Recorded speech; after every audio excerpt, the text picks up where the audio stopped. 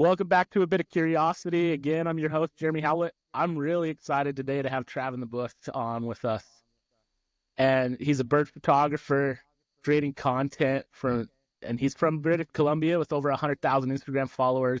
If you don't follow him, you got to jump on and we'll make sure we drop that in the show notes. But he's known for funny, relatable videos and practical bird photography tips. Before going full-time with photography, he worked as a multi-day hiking, sea kayaking, and dog sledding guide across Canada. Now he dedicates his time to creating engaging content and running bird photography workshops nationwide. Trav, welcome. It's a pleasure to have you on. Hey, Jeremy, thanks for having me on. I appreciate it. Yeah, absolutely. So I've followed you for a long time. I love your content. I'm an amateur bird photographer. I would never consider myself professional at this point. But you take awesome photos. You've been doing some great things. Like, what inspires you most about capturing birds and nature specifically? For me, it came from that it's relatable to everybody. I thought I always wanted to be, I knew I always wanted to be a wildlife photographer, but birds actually came later for me because I thought I always wanted to, do moose and bears and all that kind of stuff. But the more I got into it, the more I just realized that those animals are so inaccessible to everybody, whereas everybody has a bird in their backyard. And there's so many different kinds. There's over 10,000 birds out there. Like it's never ending, the species. And there's always and I just found with even social media, there's always the hot animals. You got your polar bears, your whales and everything. And we got 10,000 birds out there that aren't getting the credit that they deserve. So that's just kind of how it all kind of unfolded for me and where that passion came from. It's like, it's just so much more relatable to everybody and everybody can have access to a bird. That's awesome. No, I love that. I love the kind of leaning into the accessibility for sure. Um, what's your favorite bird that you've shot? Oh, definitely the southern cassowary in Australia. It's one of the world's most, it has a bad rep for being the world's most dangerous bird, but they're so cool. They're massive. It's like a living dinosaur. They're just incredible birds. They're huge. That's awesome. And you just got back from down there, right? Yeah, I did. This time I did South Australia, so I wasn't up in the tropics. It was very similar to here. It was like a mix of the Canadian prairies and Texas, kind of. Interesting. Okay, cool. So birding is kind of an old man sport as it's related. I was at a bike shop and Traeger had a little exhibit there and we were talking with the salesman from the bike shop and he's like, yeah, I'm getting close to 40 and I know there's one of two things that I have to do once I hit 40. I either got to smoke meat or become a birder. and, and so, but you make it fun, right? Like I think like looking at your Instagram, it's a lot of fun. There's like, how do you keep things unique and fun and just what are some of the creative ideas? Like, how do you generate those creative ideas when you're in the post reels and stuff? Yeah, a lot of it comes from real life where I'm just out and I find something frustrating and I'm like, oh, I gotta write that down. Or a lot of it too is if there's just something funny going viral, I can watch that and I can think, okay, how can I take that and relate that back to bird photography or something like that? I like watching, getting inspiration from a little bit of like everything. So if I'm just scrolling or if I'm watching a movie and something funny happens, I'm like, oh, okay, how can I, an example, I haven't made this video yet, but this is one that I want to. You ever seen the movie Office Space? Mm-hmm. Yeah, so, the famous printer scene. For folks that don't know, there's a famous printer scene where the printer doesn't work and everybody takes it outside and like beats it up. It's a very famous scene, but I thought about doing that for like when your camera's autofocus, when your camera's autofocus misses a dream shot and then like reenacting that whole scene. And it's like things like that. That's where I get a lot of my ideas from, is taking, okay, so that's like funny. That's like a famous scene. How can I take that and relate it back to my own niche and the people in my audience? Yeah, that's an expensive reel to go make though. I've thought about it. I'm waiting. I have a camera that I got on like Facebook Marketplace. It cost me nothing. It cost me like $20. But I'm waiting to find a broken camera lens that somebody's just like broken, it's shattered, but I want it. I want it as a prop so I can make more stuff like that. Yeah. Well, I think that one, if you fully reenact it, I think that's a one and done. I don't think you can Yeah, reuse that lens after that. But no, true. that's fun. I love like, and I some of your like your content's so relatable too. Like one of my favorite videos was one you posted recently, right? Like, because I think if you ever go out and shoot wildlife, birds, whatever it is, you definitely experience this. And so anybody that's done it can certainly relate. But you go out, and if you're out on a walk without a camera, you see everything. Like it's like, oh, like the other day I live right off of a lake, and the other day I'm out walking and I see two beautiful great blue herons just hanging out along the shore, and they just sat there. And I kept walking down, and then I came back and they were still there. And I was like, okay, like that's great. But if I'd have had my camera, like I went out this morning with my camera, I didn't see anything. I saw Yep. nothing this morning, right? Like it was like, Yep.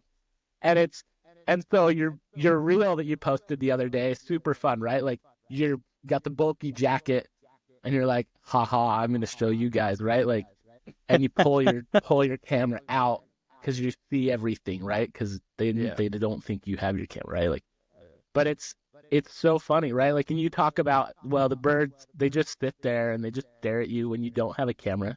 But as soon as you have a camera, they fly off or they hide behind the bushes or like I don't know what it is, but they just know. Yep. Yeah. I know, right? They just know. They know somehow, and it's happens to everybody. You always have the most amazing wildlife encounters with no camera. Yeah. I want to go back to what you said, right? Like you look for ways to create in everything else that you do. So kind of talk us through that a little bit. Like how can we apply that to anything? Because I think that's applicable to anything that we create. But what are ways that we can be more attentive, more intentional, more noticing of things so that when we can get those creative juices flowing a little bit better? I think just anytime you're struggling with something like in your hobby or whatever it is, chances are somebody else's as well. So like if you can somehow, no matter what you're doing, let's say you're a painter and I don't know what I don't know, maybe you have, every time you go to the store they don't have your paint or something and you're frustrated by that. Well, yeah, that's probably something. There you go. There's a piece of content right there. Just anything like that. Anytime you think something's frustrating, you can just relate it back. Think that that it will relate to others because definitely other people in that niche have struggled with the same exact things. So then that's how you can build an audience by sharing your struggles, and everybody goes, "Oh man, that happened the other day," or blah blah blah. Or just like with you, how you said like with the blue herons, same exact thing. So yeah, that's one way. No, I think there's a power in that too, right? Because I think a lot of times we don't like to lean into what we're struggling with, right? Or like we don't want to lean into maybe the insecurities that we have or some of those issues that come up for us, right? Like, but you're looking for those moments because those moments are relatable to all of us, right? Like when like here's one this morning, right? Like walking out in the marsh, right? Like I'm not wearing waders, I'm just wearing boots and pants, right? But I end up stuck in a spot where I end up going I could easily have gone calf or knee deep in cold, icy water.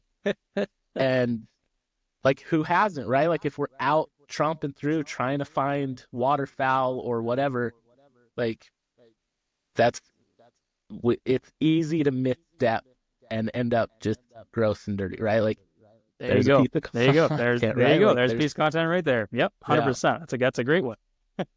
yeah. So I think we want to sometimes brush those off, right? Like is like, oh crap, that was a terrible moment, right? Like that sucks.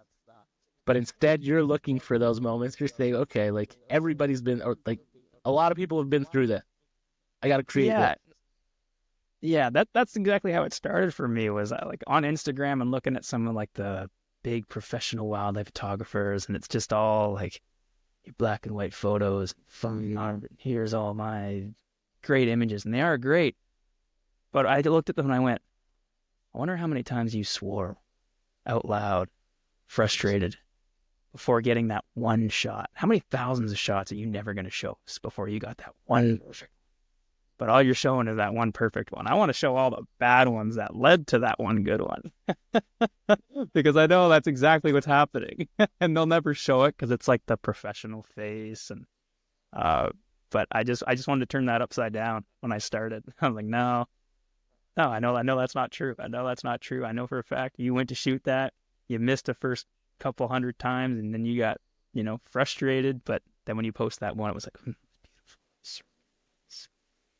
gorgeous moment. And I'm like, I bet 2 seconds before that, you were just swearing your face. Absolutely. Yeah. Like, and I think that's one thing. I just listened to, I don't know if you've ever listened to Neil Gaiman's commencement speech back in 2012 to the University of Art, but it's titled Make Good Art. If you haven't ever listened to it, it's phenomenal. But it really, like, he really hits on some things that are really interesting, right? Like, because I think a lot of times we look at great artists, whether they're photographers, writers, painters, and it seems so far away from what we could ever attain to, right? Yeah. And to your point, right? Like, how many times did you swear before you took that photo, right? Like, Yeah. how many shots did it take to get that one great shot of the kingfisher just flying off of its perch or what, right? Like, whatever that is. How many times, like, how long do you have to sit there, right? Like, those are the things that we don't see, and those are the things that you're revealing to us, right? That you're showing us. And I think that makes it a lot more attainable, right? Like, now I can aspire to, okay, that's actually that's more like me, right? Like, I can get there. I can get to that point.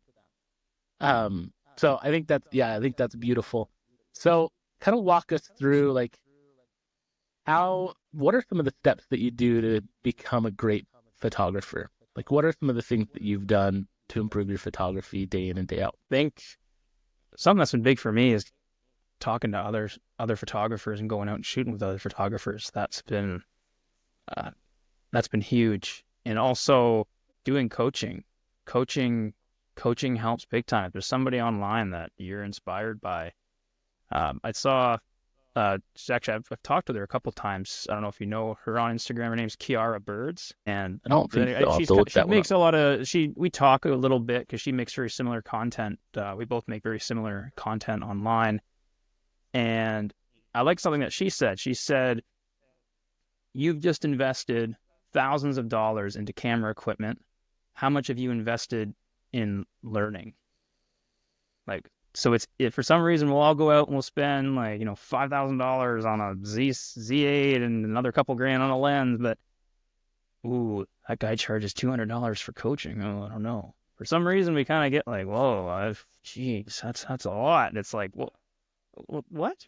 And that's something. So I think breaking free of that has really helped me. Where I think everybody's really focused on learning for free, and everything's on YouTube, being self-taught. But being self-taught can also be learning from others as well, and that's something that has helped me, especially in the last year, grow a lot. And it's been really, really humbling and really nice to see that a lot of my like reoccurrent followers have noticed it, and I'm getting a lot of messages like, "Hey, man, like you improved a lot this year," and it makes me feel good because it's like, yeah, I've been trying, and especially this next coming year, I'm going to invest more into my education of bird photography, and I'm going to be doing a lot more coaching and doing my best to improve. And I think another big one is just not letting your ego get in the way, especially, and just I found it more this year. This year is the most I have learned, and in doing that, it has also helped me learn how much I don't know.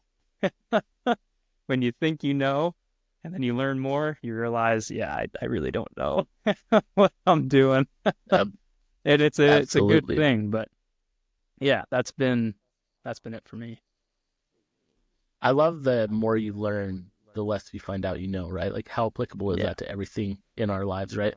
I had a for mentor sure. once tell me it's the circle of ignorance, right? Like, when we don't know very much, we think we know everything, right? Like, I don't know if you have kids. I've got four.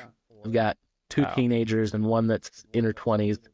And when they're teenagers, they think they know everything. and, and they don't, right? Like, but like my son is out experiencing the world right now. He's out serving a church mission in the Philippines, and he's Wow. finding out how little he really knows, right? Like Yeah. he's learning a lot, but he's also learning how little he knows. And it's that circle of ignorance, right? Like the more we start to learn, the more we realize that, oh, there's this whole world of learning. And so I think that's powerful, right? Like I remember picking up a camera and I'm like, oh, this will be easy, right? Like here we go. Let's just go shoot an auto. We can fire away and it'll be cake, right? Yep. Photos look like garbage. No, I had the But then same as I thing when I start getting first, into it, yeah. right? Like you start getting into it, you start learning, and it's like, oh, okay, let's switch it to manual. Oh wow, I Yep. gotta figure out how to play with ISO and shutter speed and aperture and oh, not only that, I gotta figure out composition. And if I'm gonna shoot wildlife, I gotta be patient. Yep. And talk about that actually. Like, how patient do you have to be when you get it to get a really good shot? It all depends. Like, I try and invest more in finding the best location that is going to be the most, like, for ROI, the best bang for my buck. Like, if I'm an example, kind of like your great blue heron, am I going to go to a pond where I saw a great blue heron show up every once in a while, or am I going to go to the one that I know it's almost always there? It lives there. There's a colony nearby. That's more what I invest my time into. Like if I find a spot and I'm there and it's kind of a dud, especially for the time of year. The time of year is a major one. That's Yeah. something that I've learned a lot, especially this year. Like right now where I'm at, it's waterfowl time. That's going to be my main focus for the next couple months because a lot of little ponds around here are full of them. But I will, if I know that the investment for my time to get a good shot is there, then I will sit. I will lie there for as long as I need. Something I do wait a lot more for is shorebirds, because shorebirds will come right up to you, but you can't go after them. So for them, I will wait like an hour or two for them to come up, and they will, which is just really, really cool when it happens, because they'll get so close that you can't shoot anymore. They're like walking right by you. Um, and yeah, for me, so yeah, I guess to sum that up, it depends on the location, and if the location is great, I'll sit there all day. That's like the spot I shoot in Newfoundland. I'll sit there. If it's an overcast day and I don't have bad lighting, sit all day. So when you're shooting shorebirds, are you are you propping out like a tripod stool? Are you laying down? Like, do you have a blind? What does that look like? No, for my experience, you don't need the blind. You can just pop right down and just, if they're far away, look at the direction that they're moving, because they'll usually move in one direction. Sometimes it's a dud and they'll move towards you and all of a sudden they'll switch back or they'll fly away. But for the most part, if they're moving one way, if you go far away and you just belly down and wait it out, shoot as they're coming close to you, eventually you'll be able to get your shots that you want. I'd like to get one. I forget what they're called. They're like a saucer plate. I'd like to get one of those where it's a saucer and it kind of sits with a gimbal head Okay. on the ground. Yeah. I'd like to get one of those, but for right now, I don't. I just plop down, elbows on the ground, and wait for them to come. Nice. So when you're waiting, where do your thoughts go? That's the frustrating. That's where that comes in. Just like, come on, come on. I wish it was like, oh, I'm enjoying the breeze. That's where I talk about like the relatability, right? Like, I feel like I could sit here like, oh, my mind drifts off, taking the nature and the breeze. And I mean, that's all nice, but I'm focused on the birds. I'm like, that's more where I go. I'm just, I'm just eyes on them and just waiting and watching and just looking at what they're doing, how they're moving. Um, yeah, it's more I'm fully focused. My mind is on them. That's my full focus is waiting and really listening, because even like you especially listening, because you just don't know when something else is going to come around. Like you can usually hear, especially the one spot where I shoot shorebirds, a lot of great blue herons. So if I hear their loud call, I'm going to get up and switch where I'm looking, because if they're calling, they're almost always taking off and flying, and they might be coming my way. Yeah, no, I think that's so important to know like what to look for, right? Like you've mentioned a couple things right there, right? Like watch where the shorebirds are walking to, listen for the calls of the herons or the cranes, pay attention to where they're at, right? Like and be able and be willing to adjust. Um, what about like the little fast birds? So I've seen some phenomenal shots of little fast birds that you've taken. How like yeah, how? I think that's the one. That's the one where I struggle the most, right? Like you Yeah. posted the other day, right? Like the twig, like the bane of every bird Oh photographer's yeah. existence is the twig in the way, right? Yeah. And I like somebody commented, they're like, I just lean into the twig, and okay, that's great, but it doesn't really make a great photograph. Like, Yeah. and but like how like is it patience? Like, is it like because getting close enough to them, are you using a 2x? Are you like, how do you get those? Are you just cropping it in? Like, what does that process look like? So that's usually due to animal behavior. So especially something like a hummingbird. The hummingbirds we have here on Vancouver Island, the Anna's hummingbird, it's about the size of your thumb, but they have major attitudes. They ain't afraid of nothing. And they're whenever if you can find a food source, so where the one spot where I go to shoot is actually a big garden, and so there's lots of flowers everywhere. They're always feeding, and one will have a little roosting spot. And if I wait near that roosting spot, they don't care who's around. They will go to their flowers. And once you learn where their flowers are, you can just sit there and wait. And as they feed, you can sit there and shoot. In terms of not getting branches in the way, I'm just always, always looking for that shot. Like I'm always, if I see a bird has landed in, a very busy area, I won't even just ignore that. To me, that's a dud. That's my style. I love the clean background. Some people like having that. I really don't. So if I won't even, I would ignore even that area, because there's going to be better perches around. And especially like with hummingbirds, they have a spot where they like to perch. And if you can find their little territory, and find like they like nice twigs, and you'll see like if you shoot them enough, you'll find that behavior. They love that nice, because they love to perch up and sing to really mark their territory, because they got that attitude. So they're always up there telling everybody to get lost. So they're a really fun one to shoot, because they're actually, once you learn the behavior, it's really easy. You can get them flying if you find their where they like to feed. If you find their major territory, you can find nice perches and move around accordingly to make sure you get that nice clean background, not distracting. Yeah, so that's normally how I do it. Bird behavior, stunning bird behavior is gonna what's key if you want to get those fast birds, especially in flight, knowing the behavior. So do you just learn that by just watching, just being attentive? Or are there resources online that you're reading, or all of the above? Yeah, a little bit of all the above, but nothing beats being out in the field and actually looking and learning that. And better than that is going out in the field with somebody. Even if you just have one friend that you go out and learn and shoot with, that has been, I know like in wildlife photography, we like to shoot alone because we don't want distraction. But even if you just go out with one other person, it helps a ton. And that's been what's really helped me, just even to have that thought now when I go out. Like, I'm not just trying to get a shot of the bird. I'm looking like, okay, that bird has come back and forth twice now. Why? Okay, it must be nesting over there somewhere, and it must be grabbing nesting material. What season is it right now? Is it grabbing nesting material? Is it grabbing feed for young? Oh, like that. Yeah, just being out in the field will always be the best. And then if you do notice that behavior, then you can look up online, like, what would this bird be doing this time of year? Like, why is it doing that? And chances are you'll find the answer. Cool. So how do you find people to go shoot with? Are you just That's connecting hard. with like, yeah, how do you find people to go shoot with?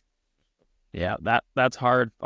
Main friend that I go out and shoot with, he reached out on social media, on Instagram. That is one thing that has been really surprising. I mean, you do have to be careful for sure, but so far, when I've had somebody reach out to go and shoot off of Instagram, and I do go, it has always been positive. I know you do have to be careful. I don't want people to, oh, I went out with, Sure, I sure. don't, yeah.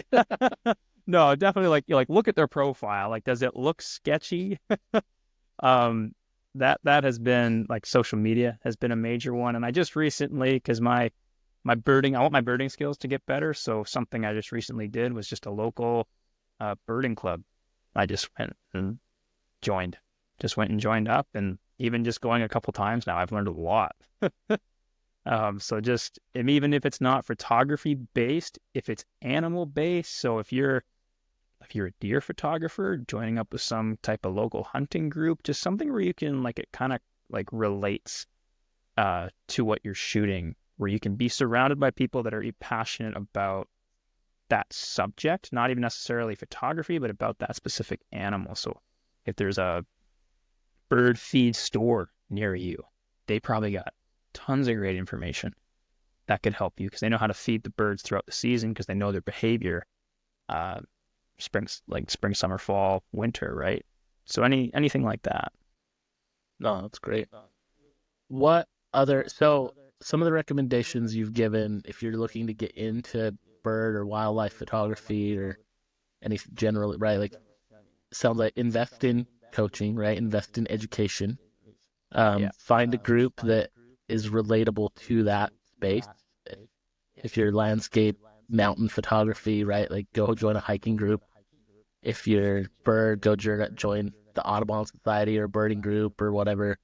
Um, but what are some other recommendations that you would give to aspiring photographers? I think would be to focus, especially if you're just starting out, focus more on the location. Like even if you just bought a cheap camera off Facebook Marketplace, you got a 100 to 300 millimeter lens, it's more valuable to focus on close locations to you that give you the best bang for your buck. So even if it's a local park where the people are feeding the geese, they're feeding the pigeons, even if you just have those couple subjects, you're going to advance way faster than driving around everywhere trying to find like one owl. If you're going out every day and you're shooting ducks and geese and you're learning about the different lighting conditions and trying different compositions, the more you're doing that will benefit greater than trying to find that like one owl that you're going to see super far away. You're going to try and get close, it's going to fly away, and then you're going to be frustrated. Whereas you just go to that local park, like, yes, the birds are like they're habituated, they're used to people, but you got that cheap gear and you're just starting out, it's invaluable. You're going to learn so much doing that. So if somebody wants to get into photography, how much should they invest in gear? That's so tough. That's always the hard question. So something I just recently got a Z8, and I my opinion on this has changed because of that. I used to always think if you could afford the best of the best right off the bat, if you just money's no object, you can do that. I always thought that yes, get the best of the best to start out because then you'll save money in the long run. But after using the Z8, thinking back to myself as a beginner, I'm like, this camera would actually deter people because it's so advanced, so technical. It's like it can do so much where I feel like you'd be overwhelmed and just put it up on the shelf. So I think if you're just starting out, and depending on what you want to do as well, like if you are strictly, I'd have different recommendations if you were into wildlife photography or bird photography. In my opinion, it's two different things. If you're just into wildlife Okay. photography, so I can do both. But so wildlife photography, I would do a used Facebook Marketplace kind of mid-tier level DSLR. So something that is tried and true. Like if you could find a used D850 for like $1,600, if that's out of the budget, you want to go even cheaper than that. A used Nikon D7200, D500, a Canon 7D Mark II, kind of those tried and true workhorses that have been like they're from a lot of those are like from 2014, but they're still great cameras. They're still run Yeah. like they got high shutter counts, but they don't die. They're killing it. And so something along that line, and especially when you're first starting out, like you always want to fight to get closer. So I wouldn't shy away from an APS-C. Uh, I really I shot with APS-C for years. So folks that don't know, that's crop sensor. That's going to get Crop you, sensor, yeah. yeah, that's going to get you closer. Um, so your 300 millimeter lens will be like a 450, so it'll crop in automatically closer. Um, and then You're if you're gonna just doing lose some. wildlight, You're gonna lose some on the ISO side, on the aperture side, and ISO side a little bit, yeah, um, yeah, for sure. But I just think when you're but for starting the out, for the like, money starting out, absolutely, yeah. yeah.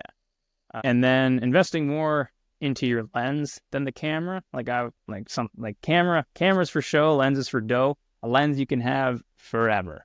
A lens you never have to get rid of. Cameras you're gonna upgrade them. You're gonna drop them. They're always making new ones. But your lenses you can keep forever. So if you can invest more into the lens, um, if you're just if your budget is real small, if you can do a 100 to 300 and you're just shooting wildlife, you're shooting your deer in your neighborhood, that's fine because that's like I said, go to the local park, shoot the ducks that are really close. You'll have more fun. But if you're doing birds, I'd highly recommend like no shorter than 600 because you're just gonna get frustrated, and that's how I felt. Like you never get close enough.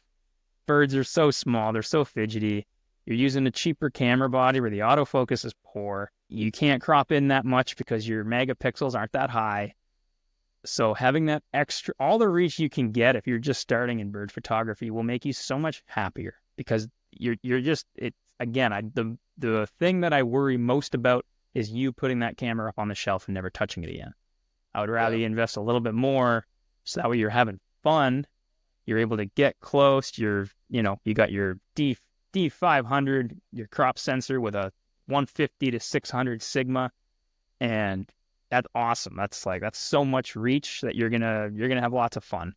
And that's the main thing when you start out is getting the best setup for you to have fun and to not stop.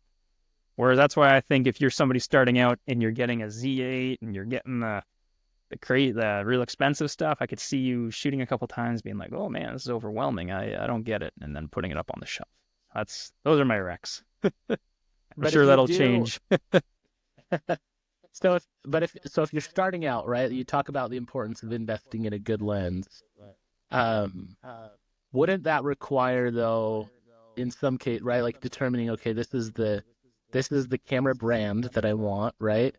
And then also sometimes APS-C lenses don't fit full frame cameras and vice versa, Yeah, right? So kind of determining if you're going to invest in, like if you're going to go buy a 200 to 600, right, or a 150 to 600, you kind of have to know, okay, this is the brand because you're going to drop 2 grand, 2,500, right? Like maybe yeah, 15 if you're getting a Sigma or a Tamron, right? Like, and maybe you could get a used one for a little less than that, but you've got to almost commit to, okay, this is the brand of camera that I'm going to move through their series of camera bodies if that's the lens that I'm going to invest in, right? yep, yeah. That's another dangerous question. Which brand do you go? You want to start fights in the comments? Wow, I think everybody has their preferred brand, right? Like we know Oh yours yeah, is Nikon, obviously. yeah. I've been a Sony guy. I was able to pick up a Sony A7 off of Facebook Marketplace, and when I started Nice. shooting, and it was a great camera body, and so I because I'd invested in lenses there, right? Yep, I'm a Sony guy, not because yep. I'm saying Sony's better. I enjoy it. I think it shoots well, but that's where my lenses were. I didn't Yeah, want to go sell exactly. all my lenses and and then buy new lenses and whatever, right? Like so. So when I got a 200 to 600, right, like it was gonna be a Sony because if I upgrade the body, that's what it's gonna be because all the lenses fit that. Yeah, So I do. It is important to, even if you're looking on Facebook Marketplace or whatever classifieds, like you got to kind of decide if you're going to invest in quality lenses. You kind of got to decide which brand to go with, yeah. You know and what? That's then something I totally forgot about in that whole argument. Yeah, that's got to be hard, actually. I don't, because especially nowadays, they're all great. All of them across the board. Like you're not really gonna be disappointed, and with any of the big the big three. Like they're all fantastic. So I don't know how you. Yeah, that's a hard. That's a hard one. I have to say Nikon, but That's fair. I haven't I've shot with a Nikon, but it was I think it was the old I think it was the 7200. I borrowed my mom's because she had that, and that's kind of where I broke my teeth a little bit. But then it was like, this I don't love the results I'm getting from this, so it's time to invest in something, and that's when I bought the Sony, right? Like, yep. but also Sony at the time I think was better than Nikon's. Like their shoot, what's the word I'm looking for? Not Like the mirrorless lineup and yeah, the mirrorless. autofocus. Thank you. Yeah, Yeah. so their mirrorless at the time was better than what else was on the market, and I really wanted to go mirrorless because, again, if you're out hiking, backpacking, whatever, like a mirrorless body is like half the weight of Yep. a standard sometimes, right? And smaller size, and so. But yeah, the Z8 I've heard really good things about. So, Yeah, the but bird autofocus on it is crazy. It's definitely it it makes a massive difference. It's crazy how good it is. It's scary. it's awesome. So, what do you think is the most challenging thing about wildlife photography today? I think the your expectations. I don't know if I'm going to phrase this right, but I think because of social media, there's kind of a type of photo that gets a lot of likes and is like all the rage. And then when you're somebody who's a beginner and you try to replicate it and you don't get it, it then deters people and they wonder like, oh, how come I can't get the shot like that?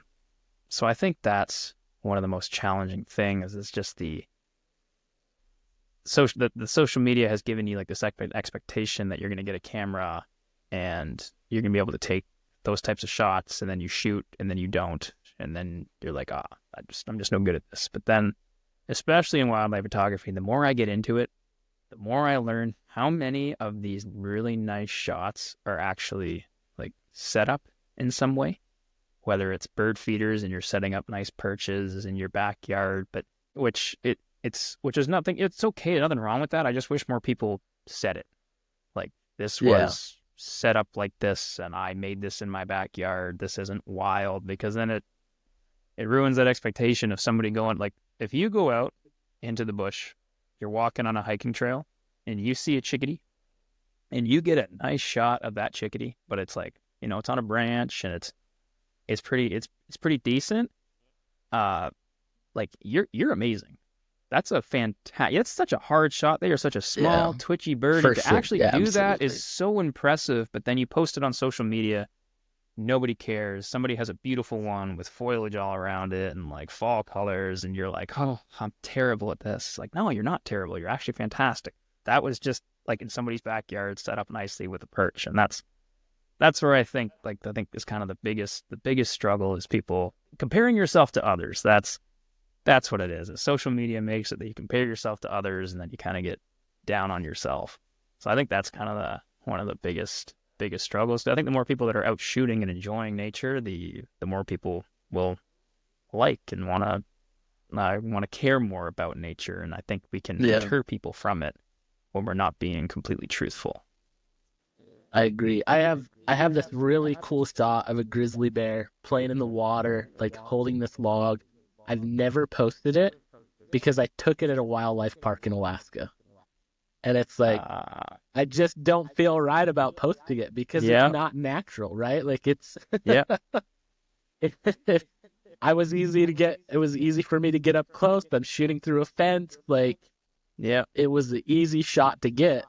But it's like I just am so uneasy about like I don't want to post this. It's like, yeah, I could throw the caveat that I shot this in a wildlife park, but it's like I feel guilty about posting because I yeah. feel like I kind of stole the photo, right? Like it's I think it's I not think as the long same. yeah, I think as long as you're honest about it, I think it's great, because I know for some people they only have access to a zoo.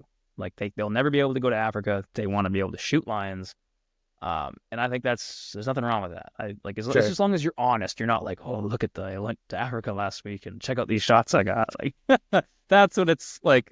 Okay, like now you're just setting a bad example. But I think just honesty and just communicating that's where it was taken. I think that makes it better. It's like, okay, well he got that from a sanctuary or a zoo Right. or whatever. Well, it's the same thing with your bird perch idea, right? Like, Yeah, but to go back to that, right? Like, I think comparison, right? Like, we hear comparison is the thief of joy, yeah, right? Like, there's big there's time. these challenges of like, okay, can I actually ever shoot that, right? But I love, Yeah, like, again, going back to Neil Gaiman's because it's fresh in my mind, right? Like, but just the idea that, hey, at first, you might go copy somebody, right? Like, you might look yeah, at on Instagram and say, oh, I really like the way that they compose that. I like how they got that.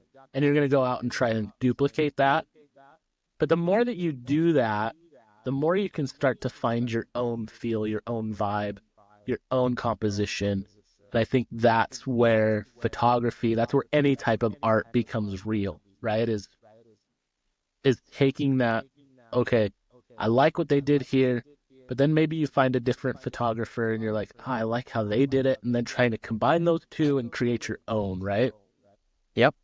No, totally. That's that's the journey. So what about AI? I feel like if we're talking photography, if we're talking any kind of art, we got to bring in AI to this, right? Like, how does that affect the way we view photography and the way we approach it? I think it goes back to what we just talked about. For me, just be honest about it. That's it. Problem solved. This, like, oh wow, this is crazy. This is so good. Yeah, I made it with AI. Great. Like it's still people are fighting it. I think it's whenever I see the fight, I'm like, this is Blockbuster and Netflix. Like, good luck.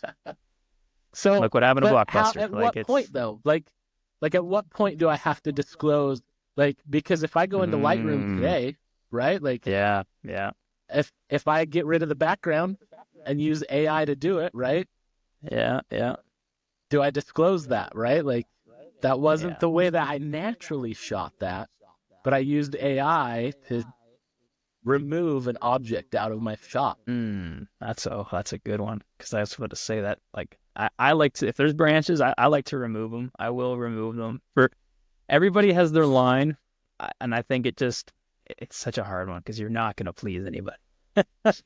You're not gonna be. I think that's just accepting that you're not gonna be able to please everybody. Everybody has what their line is of too much. Like I have mine. I don't like to add anything. That's my line. You don't add anything to the image. I will take things away to make it like I will take branches away. That's kind of my and clean it up. That's my level. But that's such a good question. I don't know. I don't So are think you there never adding is. clouds to a photo or No, I'm changing never the adding sky in any way? clouds. Okay. All right. No, no. That to me is when you start adding, it's like this is now digital art, which is nothing wrong with Yeah. that. Like this is now Sure. yeah. And again, that's just my opinion. In that I don't. If you do that, that's great. It's still it's an art form. I think just I think even it can be up to somebody else if they determine it. If I say that like I remove my branches, somebody be like, oh, you're an AI guy. I'd be like, all right, that's okay. If that's what you think, no problem. That's like I think just being open minded, not being offended if somebody like calls it AI. If that's their belief, it's their belief. That's okay. And yeah, and just you're never gonna be able to find the fine line. And I think just being honest about how you do your whatever you do with editing. Just be honest about it. Tell people what you do. Yeah, I think that's just it. Open communication, open mind, and So what editing software are you using to edit photos? I use Lightroom Classic, and I'm just starting to learn Photoshop. Oh, I will use it's an odd one. I will use Affinity Photo. That's actually Okay. my main one that I use for uh, object removal. Is because just the way when I started learning, I was cheap, and it cost $30 on a tablet.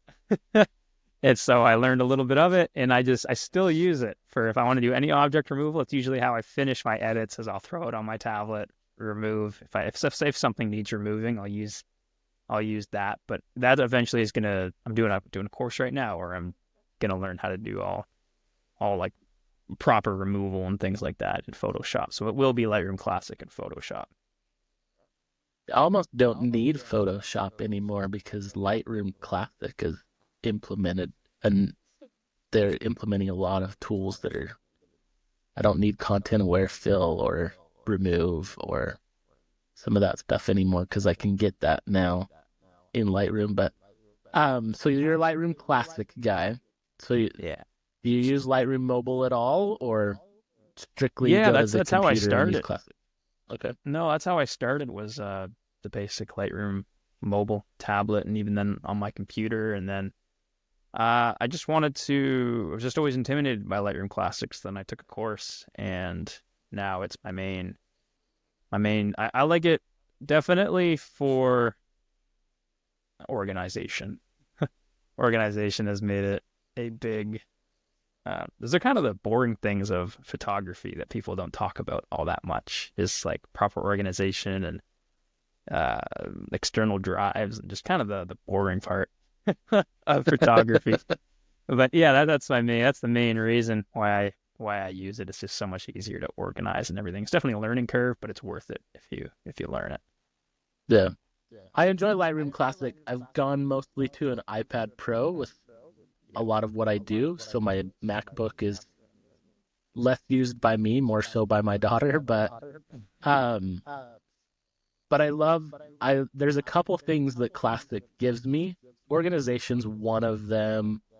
But the other thing is the AI sharpening tool that they released last year or whatever, right? Like, so if I'm shooting with a really high ISO, like I can use that to really sharpen up my and get rid of a lot of the denoise tool. That's what it like. Yeah, yeah. Um, I wish that they would put that into Lightroom Mobile.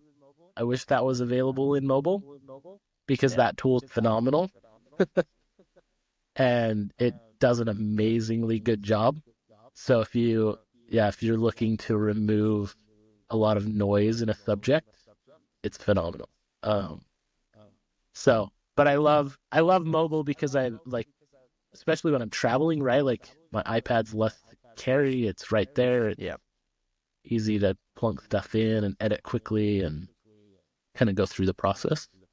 The hard thing too is your presets don't talk to each other between Yeah. classic and mobile, which Yeah. drives me nuts. Like, come on, like why can't those talk to each other? Why can't you upload those to the cloud for me too, please?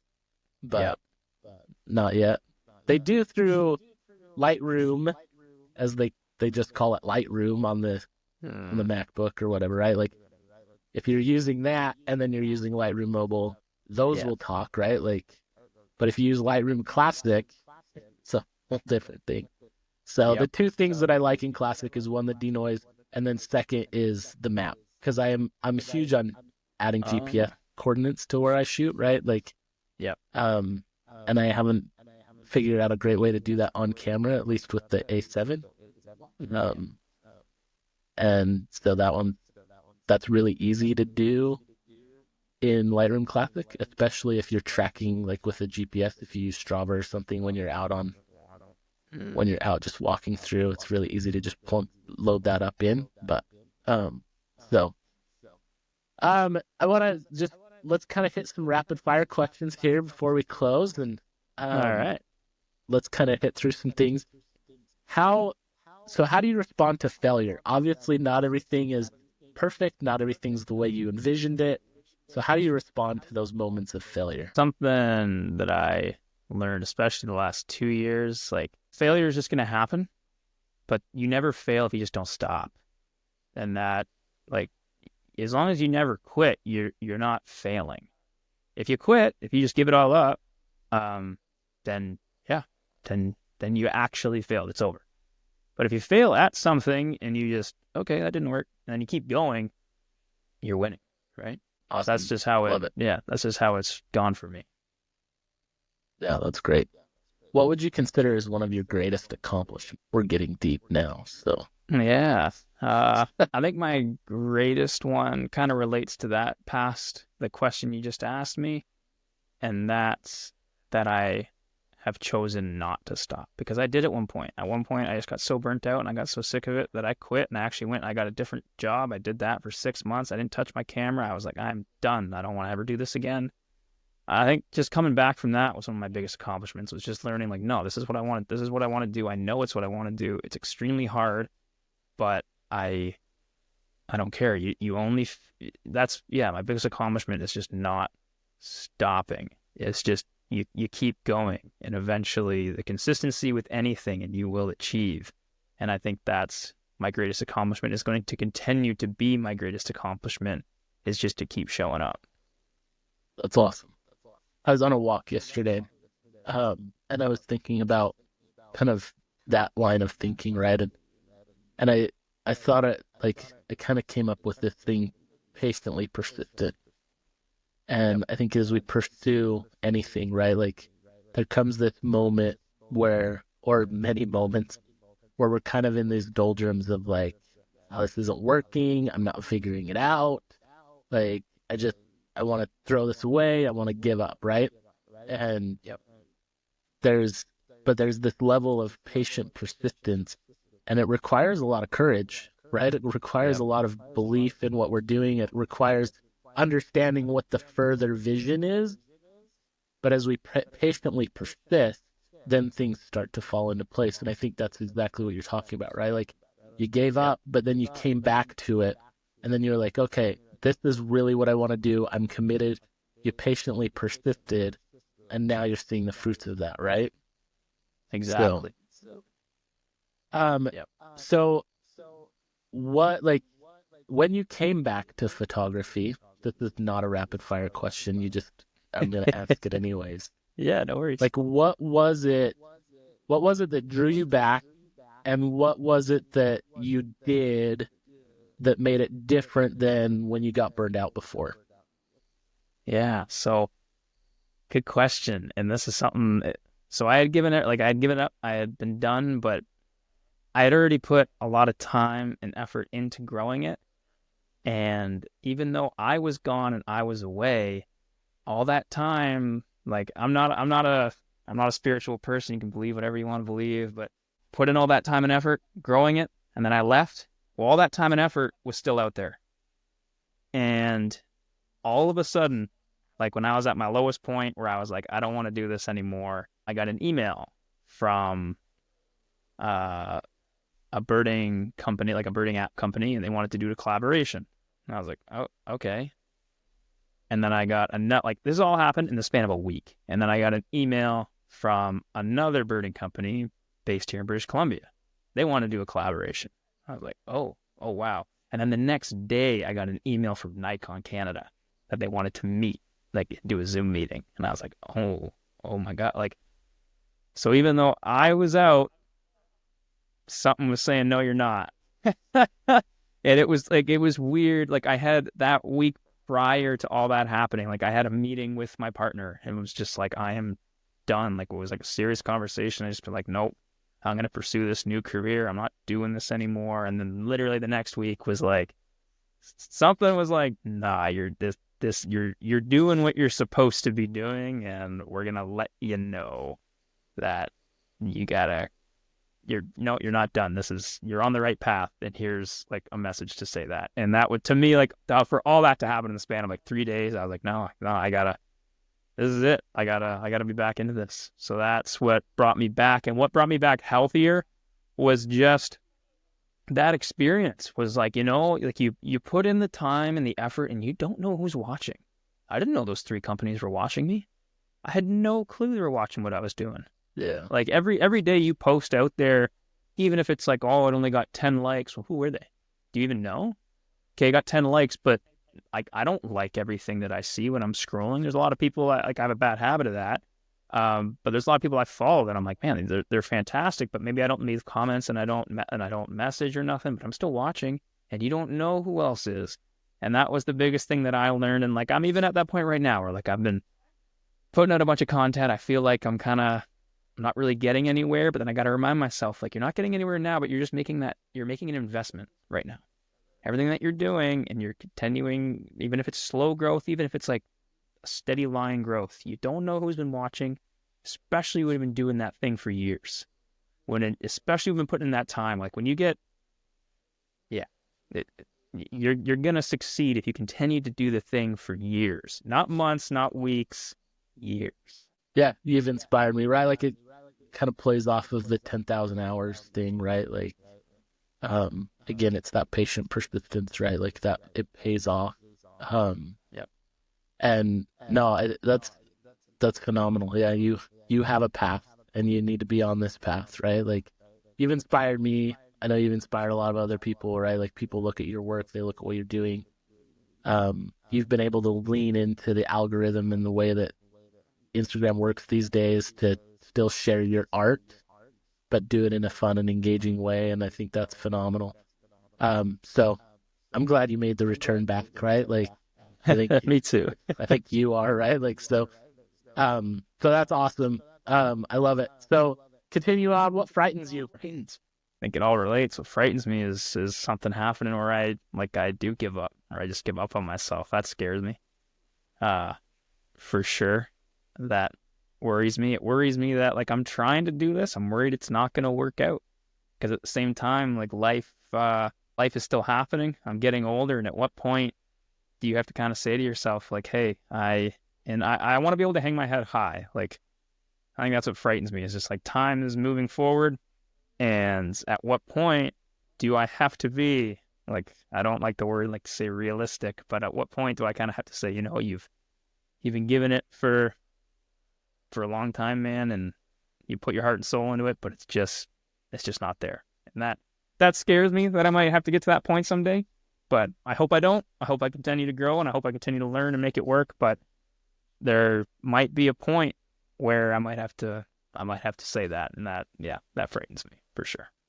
Well, the great thing is you can control that. Like you can have Yes. control over that for the most part, right? So, Yeah. what inspires you? Yeah. All relates, that never ending pursuit.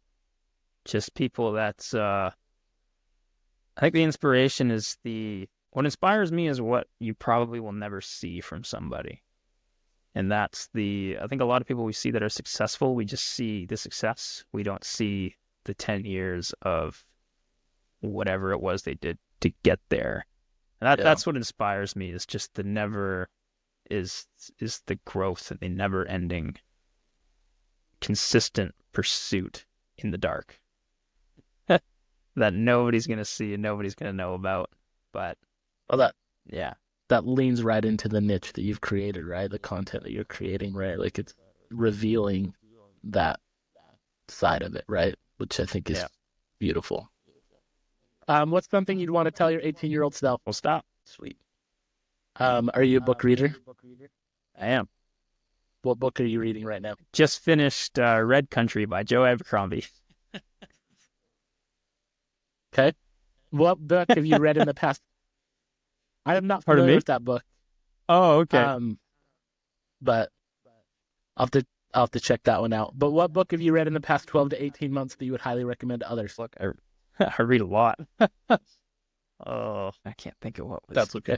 what's That's all been. right. I can't think. I guess. Well, let's jump to the next question Oh, then. actually, What? I Oh, do have one. When I went great. to Australia, I haven't completely finished it, but it is fantastic. It's definitely you got to go in it with an open mind. And anybody that's an Australian listener, I'm sorry, it's a big. I didn't know this was such a big taboo thing being a North American, but the book's called Dark Emu. It's a fantastic book.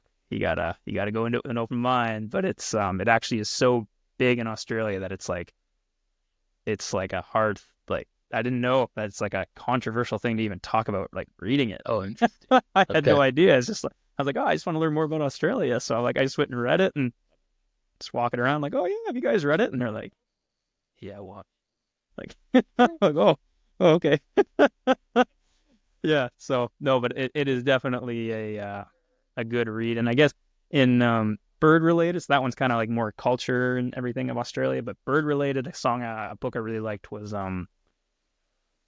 oh, Where Song Began, and it's about bird. So it's about birds, but it's about like what the title says, where song began, and it's the about how bird song and birds originated in Australia and then branched Oh, out interesting. from there. Yeah, such a good read. Not just about, even if you never go to Australia or you want to learn about Australian birds, just a really good read just about like natural history of birds in general. Awesome.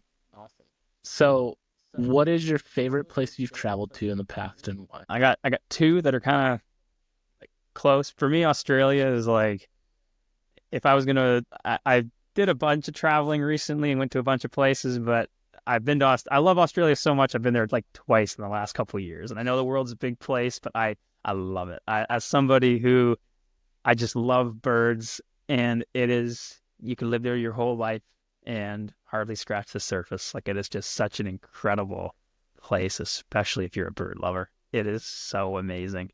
The wildlife there is just so in your face. Like here in Canada, we go for a walk through the bush, and you might see some odd birds. Maybe you'll have a, cool experience with a bear or something, but that's kind of like not always super common. Out there, the birds are just in your face. They're everywhere. It's so loud and incredible. I love it. But then a close second for me is Newfoundland. Newfoundland Oh, really surprised me from the culture of the people. The people are incredible. The wildlife is out of this. I had no idea. Like, I didn't know that Newfoundland actually has a moose issue. They're invasive. They're brought over there. oh, My really? first my first day, I'm not kidding. My first day, I saw 13 driving along like the Wow. highway. Yeah, like it is, from the massive bird colonies to all the moose. We saw lynx. Like, just it was an amazing, amazing, underrated place. I think out here in Canada, like in Canada, British Columbia, West Coast gets all the hype, but Newfoundland is like an untouched gem of absolute rugged beauty. Well, you talk about the people there, and I remember your story. I don't know if I read it or we engaged about it through Instagram messages or whatever, but the story you went down to, like, you ran into this lady. She sent you down to the dock, right? Like, to meet her husband, and you ended up like getting a free boat ride out of it, and they fed you, and just you did not know these people, and just their hospitality was overflowing. No, I have never had that before. Like, I've had great hospitality, but there's always been some type of source where you have been connected to them in some way. It's a Yeah. friend's cousin's mom or something like that. But this was like purely organic. Walked into the store, told the lady, "Hey, came to your town. I was wondering if I could do a boat tour if they're running today." And she just went, "Oh no, my husband's the harbor master. You head on down there and you go tell him that he's taking you for a boat ride." I was like, "Oh, okay, okay." I went down and I just went, like three old guys sitting on a bench. Just, "Hi, are you Cliff?" "Yeah." "Your wife at the store said you'd take me for a boat ride?" "Yeah, okay, sure." Like, just hopped on in. He took me out and he's showing me everything, the whole cultural experience. And then we come back and I said, "Well, you're the harbor master, so do you mind if I park my car here and at the harbor, and I just so I can sleep overnight in my car?" And he went, "Oh yeah, but why don't you just stay on the boat?" I was like, oh, okay." He's like, "Yeah, here are the keys. There's a bed under here, and are you hungry? Here, I got moose stew for you." And he fed me like a whole moose stew, and yeah, I ended up staying at the boat for the whole night. Again, I'd It's never met awesome. these people before in my life. Yeah. Like, just a complete stranger. Here are the keys. Stay on my boat. Like, just like never experienced anything like that. And then Yeah, it's awesome. that whole town was like that. Like, I went to the cafe the next day and the cafe owner, I sat and talked with him for like 3 hours. Had a coffee, and like a customer would come in and he'd leave the conversation, serve them, come back to my table, and we just hung out. I got his whole life story, and just incredible place. That's great. That's fun. So what are you working on right now other than just posting awesome content on Instagram and taking great photos? I'm working at getting my workshops up and running. So that was kind of the big exciting part, was being able. Last year I took, again, like, kind of the imposter syndrome a little bit. I did my first little workshop, see if it would work, and it went incredibly. It was just 2 days. I had 6 guests on each day out on a boat photographing eagles, and it was amazing. And it was like taking my previous job where I worked as a multi-day guide, doing hiking trips, and then I got to combine that with my passion for bird photography. So I took those two things, meshed them together, and did this workshop, and it went so well that this year I'm doing two big ones. So I'm doing the bald eagles again here on Vancouver Island, but it's going to be a bigger trip, like 3 days, and then one out in Newfoundland where we're doing 6 days. And they're bigger trips, but I get to I'm super excited for it. Like it was such an awesome experience getting mainly just bringing people together that are all passionate about bird photography. Like going out and shooting is great, but it's really the dinners and the hanging out and the camaraderie, the talk, like it's just so much fun. So much fun for Yeah, everyone. that's awesome. So where can people find out about these trips and follow you and connect with you? Yeah, I'm on Instagram. I'm at Trav in the Bush, and then for my workshops, it's my website, travinthebush.com, and I got Okay, all my workshop info up there. great. We'll throw those in the show notes. So, Trav, it was a pleasure. Thanks so much for your time today. It's been a lot of fun. I think we could keep going, but we both got other things we got to move on to. So, thanks for your time. No, thank you, Jeremy. It's been a blast. Thank you so much. Yeah, appreciate it.